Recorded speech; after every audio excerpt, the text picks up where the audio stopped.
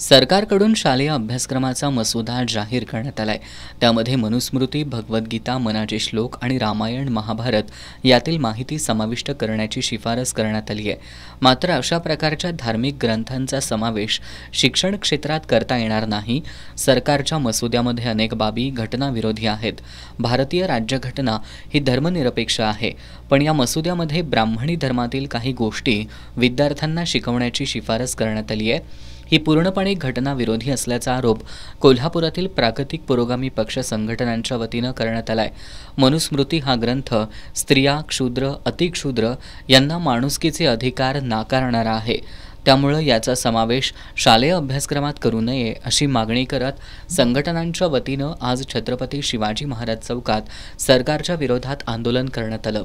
यावेळी आंदोलकांनी प्रतिकात्मक मनुस्मृती ग्रंथ पाण्यात सोडून सरकारचा निषेध नोंदवला। आंदोलनात ठाकरे गटाचे सहसंपर्क प्रमुख विजय देवणे, काँग्रेसचे शहराध्यक्ष माजी नगरसेवक सचिन चव्हाण, कॉम्रेड सतीशचंद्र कांबळे, व्यंकप्पा भोसले, राष्ट्रवादी शरद पवार गटाचे गणेश जाधव, बाबा इंदुलकर, रामराजे कुपेकर, अशोक भंडारे, दिलदार मुजावर, संभाजीराव जगदाळे, प्राध्यापक PS पाटील, रवी जाधव, बाळासाहेब बर्गे यांच्यासह पदाधिकारी उपस्थित होते।